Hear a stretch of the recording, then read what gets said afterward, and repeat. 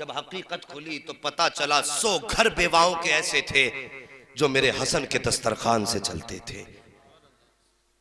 बेवाओं की कहानी छोड़ो जवानों, मैं तुमसे एक बात पूछूं, क्या तुम खाने से पहले जिन माँ बाप को अलग तुमने कर दिया उनसे पूछते हो खाया कि नहीं? जब तुम कसाई की दुकान से जाकर के अपने मनपसंद का गोश्त लाते हो तो कभी यह ख्याल आया मेरे बाप को क्या पसंद है? बूढ़े माँ बाप जिन्होंने तुम्हें बचपन से लेकर के जवान किया, और कभी तुमने गोश्त बनाया तो बोटी जाके उनके आगे रख दी जिसे काटने के लिए दांतों की जरूरत होती है और वो उनके मुंह में नहीं है।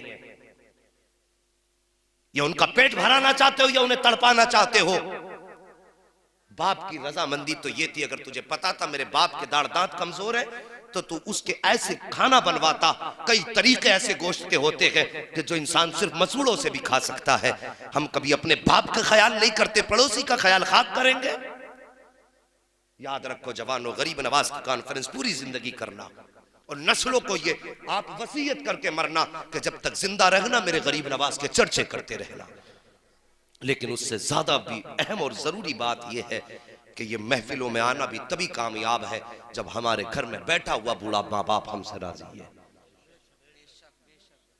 ये तो मैं पहले बता रहा हूं, जेब में मिसवाक लगाना, सर पे साफा बांध करके जुब्बा कुब्बा पहन के मस्जिद में जाके बैठ गए, एतकाफ में बैठे, एतकाफ में आके बैठ गया, देखा नहीं कि माँ दर्द में घर तड़प रही है।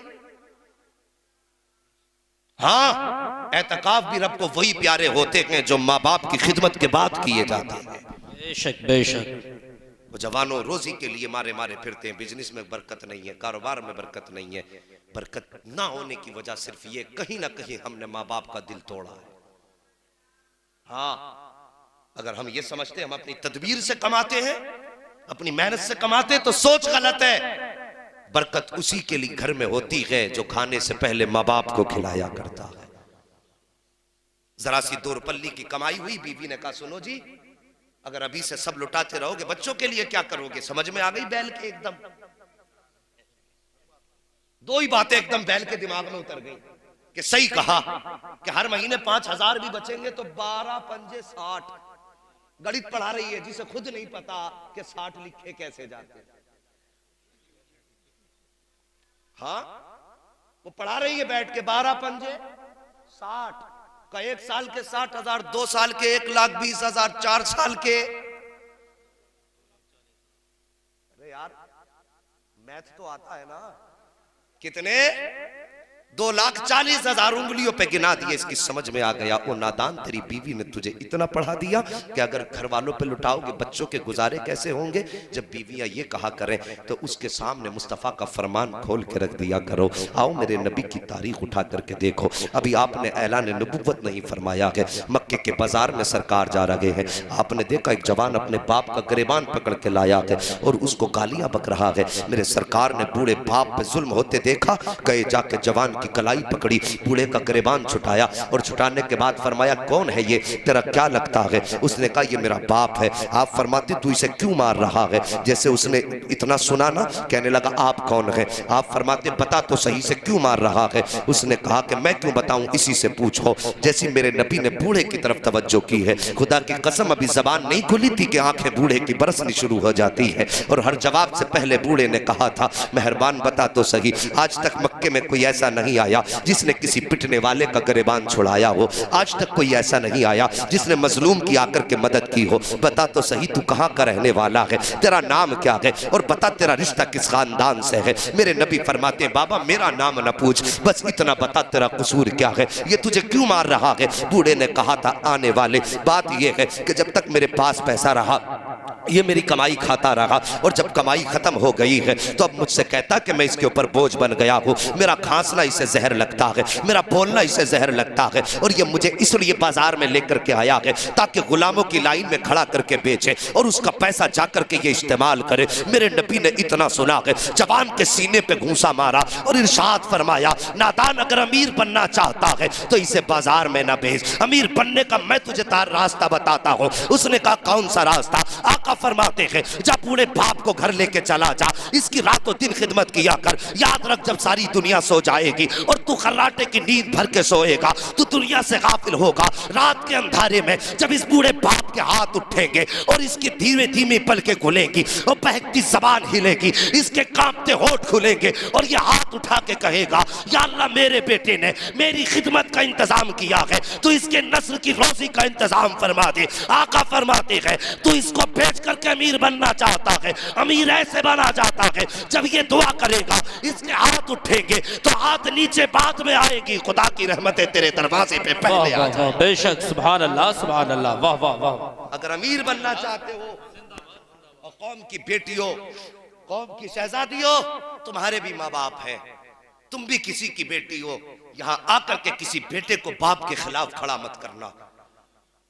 तुम अपने घर में तो चाहती हो कि हमारा भाई हमारे माँ बाप का फर्माबरदार रहे और हमारा शोहर हमारा फर्माबरदार रहे। सब पे हुकूमत ना चलाया करो, बीवी हो बीवी बन के रहो। रह गई बात रिस्क की तो मुस्तफा के करम पे छोड़ दो, आका के करम पे छोड़ दो।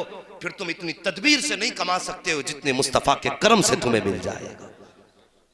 यही तो झगड़ा है ना कि माँ बाप को खिलाएंगे, कुछ कह दिया करते हैं कि तुम्हें पालूं या अपने बच्चों को पालूं, तुम्हें देखूं या अपने बच्चों को देखूं। नादान कभी माँ बाप के नाम पे लुटा के तो देख। एक बात मुझे याद आ रही है, वो बात बता के मैं बात खत्म कर लूं। एक बात याद आ रही, 3 दोस्त थे, बकरियां चराया करते थे। उनमें एक दोस्त ऐसा था जिसकी जिंदगी का मामूल था कि जब शाम को बकरियां लेकर के जाता, पहले उनका दूध दूह करके अपने माँ बाप को पिलाता, उसके बाद अपने बच्चों को पिलाया करता था। एक दिन हुआ क्या, वो आने में उसको ताखीर हो गई जंगल से, वो आया देर से और आकर के उसने बकरियां दुई। बच्चे भी भूख से तड़पते रहे, बीवी भी बैठी रही दूध के इंतजार में। जब आया ना, उसने दूध निकाला बकरियों का, लेकर के प्याला माँ बाप के पास गया, सो चुके थे। जब सो गए, ये सारी रात प्याला लेकर के खड़ा रहा। बहुत मुश्किल होता है सागिब, बच्चे बाप के कदमों में लिपट के रोते रहे, अब्बा भूख लगी है, अब्बा भूख लगी है, अब्बा भूख लगी है। इसने कहा जब तक माँ बाप को नहीं खिलाऊंगा उस वक्त तक तुम्हें नहीं खिला सकता हूँ। पहले हक इस पे मेरे माँ बाप का है। यार सवेरा हो गया, फजर का वक्त हो गया, सुबह तक बच्चे रोते रोते बाप के कदमों में गिर के सो गए, लेकिन ये माँ बाप के इंतजार में खड़ा रहा। उठाने को इसने बेअदबी समझा है। आज साहिब हम बिस्तर पे लेटे रहते हैं, दरवाजे पे कोई आए तो कहते हैं अब्बा देखियो कौन आया है दरवाजे पे। तू इतना बड़ा नवाब हो गया, अपने बाप को हुक्म देके कहता दरवाजे पे जाके देखो, तेरे पैरों में मेहंदी लगी है, तू उठ नहीं सकता है, तेरी ये औकात हो गई कि तू बाप से कहता दरवाजे पे जाके देख। अरे नादान, हक तो ये था कि अगर बाप दरवाजे पे भी खड़ा था, तू बिस्तर पे लेटा था, अगर कोई दरवाजे पे आया था खुद दौड़ के जाता, अपने बाप से जा करके उसकी खबर देता और तू बाप से कहता दरवाजे पे देखो कौन आया है। अल्लाह अकबर, इनकी कहानी सुनो। बच्चे रात भर रोते रहे, इसने दूध नहीं पिलाया है। जब फजर के वक्त उठे हैं माँ बाप, उसके बाद इसने दूध पिलाया है, उसके बाद फिर बच्चों को दूध पिलाया है। ऐसे दिन गुजरते गए। एक वक्त ऐसा आया कि गर्मी की शिद्दत थी और ये बकरियां चरा रहा था। पहाड़ के अंदर खाली जगह हुआ करती है जिसे गार भी कहा जाता है, खोह भी कहा जाता है। ये तीनों दोस्त जाकर के उस गार के अंदर धूप से बचने के लिए बैठे। अचानक पत्थर ऊपर से गिरा और गार के मुंह पे आके रुक जाता है, गार के मुंह पे आके रुक जाता है। तीनों ने ताकत लगाई, पत्थर नहीं हटा है। अल्लाह अकबर, 3 दिन हो गए हैं। जब भूख की शिद्दत सताने लगी, जब इन्हें ये लगा कि अब मर जाएंगे, तब इसने कहा था यारो अपने अपने अमल याद करो, अपनी अपनी नेकियां याद करो। सबने अपनी अपनी नेकियां याद की हैं। सब कहते हैं या अल्लाह मेरी किस नेकी के बदले में पत्थर हटा दे। दूसरे ने कहा या अल्लाह मेरे इस नेकी के बदले में पत्थर हटा दे। फिर इसकी बारी आई है, इसने रोक करके अपनी आंखों को भिगोया है और आंसुओं का जेवर चेहरे पे सजाया है। उसके बाद रुख अल्लाह के अर्श की तरफ उठाया है और फिर उसके बाद कहता है या अल्लाह, एक रात में अपने माँ बाप की रजा के लिए रात भर खड़ा रहा था। मेरे मालिक, मैंने बच्चों को दूध नहीं पिलाया था जब तक मेरे माँ बाप ने नहीं पिया था। मैंने बच्चों को रात भर तड़पता बर्दाश्त किया, लेकिन बच्चों के सामने माँ बाप को मुकद्दम रखा था। या अल्लाह अगर इस अमल से राजी है तो आज मेरी मुसीबत टाल दे। इतना कहना था कि पत्थर खुद ब खुद हटना शुरू हो जाता है, पत्थर हट जाता है। और साकिबो, अगर माँ बाप के वसीले से पत्थर हट सकते हैं तो माँ बाप के वसीले से बुरे दिन भी आए हुए टाले जा सकते हैं। बेशक सुभान अल्लाह। नारे तकबीर, नारे रिसालत, उलमाए अहले सुन्नत, मसलके आला हजरत मसलके आला हजरत मुफ्ती हम्माद साहब क़िबला जिंदाबाद जिंदाबाद। हर इबादत कबूल है मगर माँ बाप की फर्माबरदारी के बाद। ये याद रखना, हर इबादत कबूल है मगर माँ बाप की फर्माबरदारी के बाद। अगर माँ बाप की फर्माबरदारी नहीं तो समझ लो फिर इबादत कबूल नहीं। याद रखना इस बात को। अल्लाह वालों की तर्ज जिंदगी, उन्होंने कभी माँ बाप को नहीं सताया, माँ बाप के फर्माबरदार रहे। और उनकी माएँ तहज्जुद में उठ उठ के बेटों के लिए दुआ करती थी। तो कभी बेटा ख्वाजा कुतुबुद्दीन बख्तियार काकी बन जाता था, कभी बायजीद बुस्तामी बन जाता है, कभी गरीब नवाज बन जाता है। जब माँ तहज्जुद में दूध पिलाती है वजू करके तो खुदा की कसम फिर बेटा बाबा फरीद बन जाया करता है। ऐसे ये जो कमाल है ना, सब माँ के दूध के कमाल हुआ करते हैं। अल्लाह अकबर साहिबो, मैं माओं से भी गुजारिश करूंगा अपने बच्चों को गाने गा करके दूध न पिलाया करो, मुस्तफ़ा की नाते सुना के दूध पिलाया करो। जिन बच्चों की परवरिश गाने सुना के की जाती है फिर वो शैतान बना करते हैं, और जिन बच्चों की परवरिश नात सुना के की जाती है फिर वो मुस्तफ़ा के सना खान बना करते हैं। सुभान अल्लाह। सना खान का मतलब ये नहीं कि वो मिंबर पे खड़ा हो नात पढ़े तभी नात खा है। हाँ, माइक पढ़े, जुब्बा पहने, कुब्बा पहने तभी नात खा है। यार हर वो बंदा नात खा है अगर खेत में पानी चल रहा है, जबान पे मुस्तफ़ा की नात के तराने हैं, वो भी नात खा है। काम कर रहा है लेकिन जबान कह रही है सरवर कहूँ के मालिको, मौला कहूँ तुझे, बागे खलील का गुले ज़ेबा कहूँ तुझे, तेरे तो वस्फ़ ऐबे तनाही से है बरी, हैरान हूँ मेरे शाह मैं क्या क्या कहूँ तुझे। और जिंदगी इसी अंदाज में गुजारते चले जाओ। जब जिंदगी खुदा की कसम नात पे मुकम्मल होगी और जब कब्र में पहुंचोगे फरिश्ते इशारा करके कहेंगे बता तो सही इनके बारे में क्या कहता था। और जब लफ्ज़ इन कहेंगे सामने मुस्तफ़ा का जलवा होगा तो फिर सोचने की जरूरत नहीं पड़ेगी, बल्कि बेसाख्ता जबान कहेगी इन्हें जाना इन्हें माना, न रखा गैर से काम, लिल्लाहिल हम्द में दुनिया से मुसलमान गया। सुभान अल्लाह सुभान अल्लाह, वाह वाह वाह, सुभान अल्लाह। आदतें डाल लो। किसी ने कहा था नात खानी मौत भी हमसे छुड़ा सकती है, कब्र में भी मुस्तफ़ा के गीत गाते जाएंगे। साहिबो वक्त बहुत हो चुका है। मेरा गरीब नवाज है, उनकी चौखट से आज तक कोई खाली नहीं गया है। अल्लाह अकबर, वो जिस पे नजर करम डाल देते हैं वक्त का सुल्तान बना देते हैं। मेरे गरीब नवाज को मुस्तफ़ा ने कुतुब बताया था, हमने तुम्हें कुतुबियत की डिग्री दे दी। और कुतुबियत की डिग्री विलायत में सबसे बड़ी डिग्री होती है। सिर्फ कुतुब जो है वली नहीं होता, बल्कि उसकी चौखट पे कितने वली बनाए जाते हैं।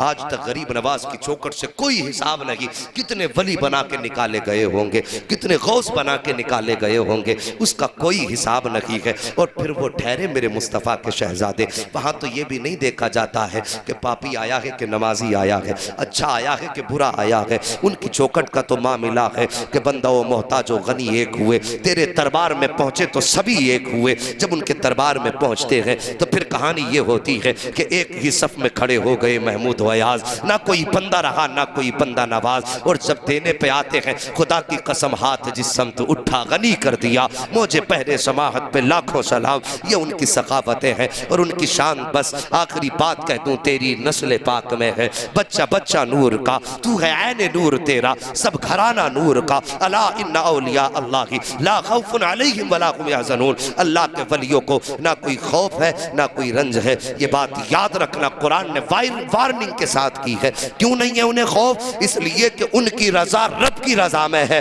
और रब की रजा फिर उनकी रजा में है। फिर बात वही आके ठहर जाती है कि खुदी को कर बुलंद इतना कि हर तकदीर से पहले खुदा बंदे से खुद पूछे बता तेरी रजा क्या है। बस भाइयों, वलियों से प्यार करो, माँ बाप की इज्जत करो। करेंगे इज्जत माँ बाप की? और जो यहाँ नहीं आए हैं ना, उन्हें पकड़ पकड़ के समझाना। भाई सुल्तानी साहब कलाम पढ़ रहे थे, कहा होगा ना हाथ उठाओ जितने लोग माँ बाप से प्यार करते हैं। मेरे हिसाब में ना मत उठाओ भाई, शर्मिंदा हो जाओगे। मैं हाथ नहीं उठवा रहा हूँ, मैं उठवाता भी नहीं हूँ, ये काम भी नहीं करता हूँ। महफिल में बैठ के झूठ नहीं होना चाहिए, क्योंकि मैं अगली बात जो कहने लगा हूँ बड़ा कड़वा सच है। अभी हाथ उठवा लो कि कितने लोग, सारे उठा देंगे। और मैं पूछूं ईमानदारी से बताना कितने लोग माँ बाप से इजाजत लेके आए हैं? तो गिनती के चंद हाथ उठे। ये है वफादारी हमारी और ये है ज़बान और अमल हमारे। वफा का मतलब ये जवानों बच्चों, हालात दौर बड़े नाजुक हैं। जब निकला करो ना, माँ का सर पे हाथ रखवा के निकला करो, इसलिए कि मुसीबतें चारों तरफ से मुसलमानों को घेरे हुए हैं। फरमाया गया माँ बाप की दुआएं औलाद के हक में नबी की दुआ की बराबरी का दर्जा रखती है। घर से निकला करो, नसीब वाले हैं वो जिनके सर पे माँ बाप का साया है, वरना माँ बाप के जाने के बाद रोने के सिवा कुछ नहीं रहता। और रोना भी बेफायदा रहता। रोना वो अच्छा होता है जिसमें कोई आंसू पोंछने वाला हो, और माँ बाप के बाद तो फिर कोई आंसू पोंछने वाला भी नहीं होता। लोग आंसुओं का मजाक उड़ाया करते हैं। साहिबो माँ बाप हैं, इनकी कदर कर लो। घर से निकला करो, सर पे माँ बाप का हाथ रखवा के निकला करो। खुदा की कसम, नबी के फरमान की रोशनी में हमारा अकीदा ये है, जब माँ बाप की दुआ लेके निकलोगे तो जब तक दरवाजे पर वापस नहीं आ जाओगे उस वक्त तक मौत भी तुम्हारा कुछ नहीं बिगाड़ सकती है। हाँ, याद रखिए, तुम्हें वक्त से पहले घर लाया जाएगा। मौत के वक्त से पहले पहले अल्लाह तुम्हें घर का दरवाजा दिखाएगा। माँ बाप से दुआएं लेकर के निकलो और उनकी दुआएं हमेशा दामन में रखा करो, कभी इनसे बिगाड़ा ना करो। अमीर बनना चाहते हो, छोटा सा अमल है, जो कमा के लाओ माँ की गोद में डाल दो। माँ ये सब तेरे लिए है। यार उन्हें खाना कितना है, 1-1.5 रोटी बुढ़ापे की खुराक है। वो गोद में तेरी दौलत देखेंगी, हाथ उठा के कहेंगी या अल्लाह मेरे बेटे की रिस्क में बरकत अता फरमा। तू उसको खुश करेगा, अल्लाह तेरी 7 पुश्तों को खुश फरमा देगा। ये राज है अमीर बनने के। बस जो हुए अगलात उनको माफ फरमाए रब्बे कायनात। जिंदगी ने दिया साथ तो फिर होगी मुलाकात। चमन रहा तो फूल खिलेंगे, जिंदगी रही तो फिर मिलेंगे। मुसाफिर हैं हम भी, मुसाफिर हो तुम भी, किसी मोड़ पर फिर मुलाकात होगी। फकीरान आए सदा कर चले, सदा खुश रहो ये दुआ कर चले। सारे लोग कलमा शरीफ पढ़ लीजिए, ला इलाहा इल्लल्लाहु मुहम्मदुर रसूलुल्लाह व मा अलैना इल्लल बलाग। अस्तगफिरुल्लाह रब्बी मिन कुल्लि ज़ंबि व अतूबु इलैहि। अस्सलामु अलैकुम।